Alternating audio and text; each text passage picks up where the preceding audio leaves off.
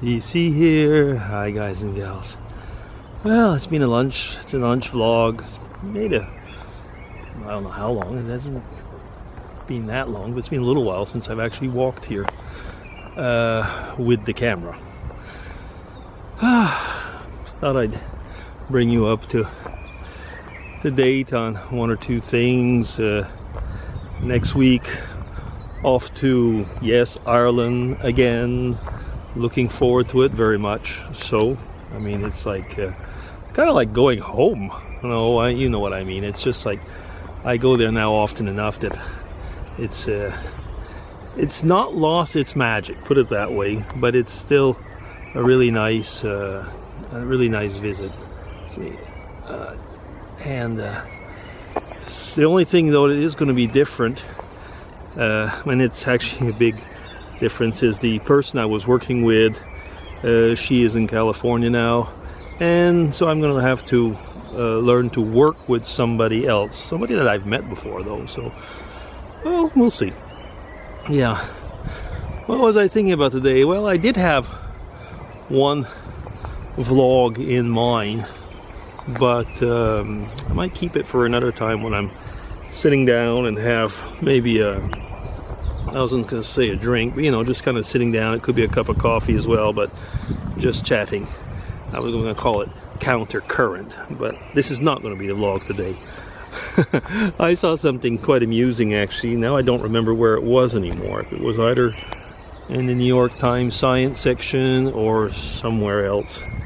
It was on if cats, so cats, the animals, drive people crazy. Yeah. And where did that come from? Well, part of it was because of the the whole thing of having, they're saying most of you know a cat lady. I'm trying to remember which, was it on The Simpsons or something else where there was this crazy cat lady? I don't know anyway, but the expression of the cat lady, the person who has 5,000 cats in their apartment, and why and what creates that, and so on. And one of the things behind that, did I just cross someone? Okay, a bunch of ladies. One of the reasons that was actually discussed was there is this let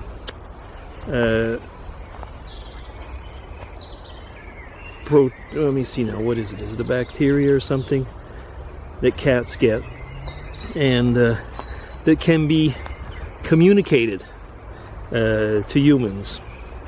And they were studying actually this, I don't remember now anymore if it's a bacteria or what it was.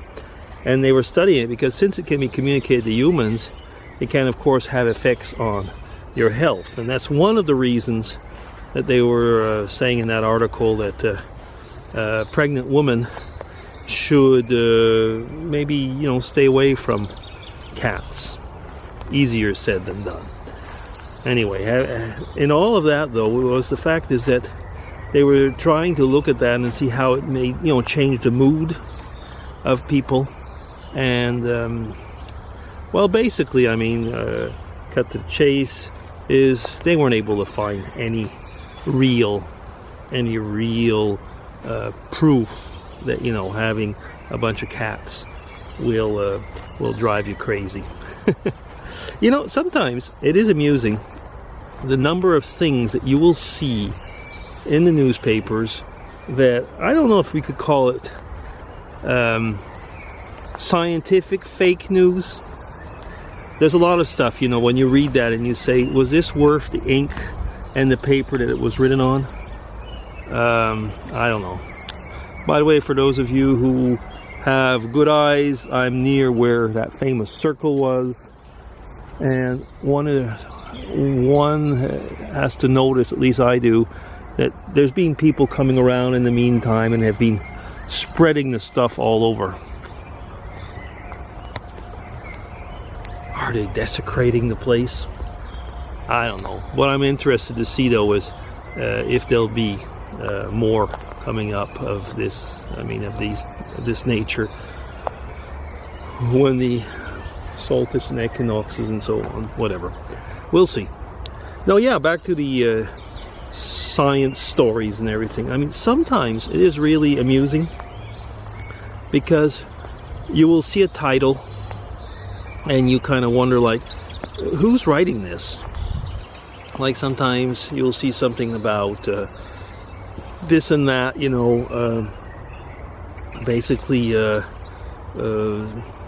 stops you from dying. No, nothing will stop you from dying. It might help your health. That might, you know, stay off certain consequences, but you will die. Nothing's going to stop you from dying. You know, so there's certain little things like that that sometimes you wonder, when the people write it, do they know what they're talking about, or are they just putting a title? I was filling out something. Oh, here, some people have been doing things here as well. I was filling out a series of project reports, and I was doing some literature searches and making some cut and paste, you know, and putting them into reasons to go with a certain project or not. And then all of a sudden I saw, I mean, written as such, you know, would, what did it say? Eliminate multiple sclerosis or something like that.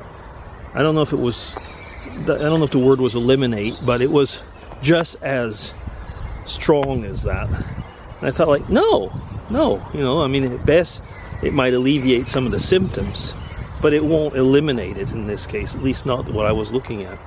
It's really wonders, you know, how people write things. And that's the same thing when you see titles in a newspaper or pictures. People really choose.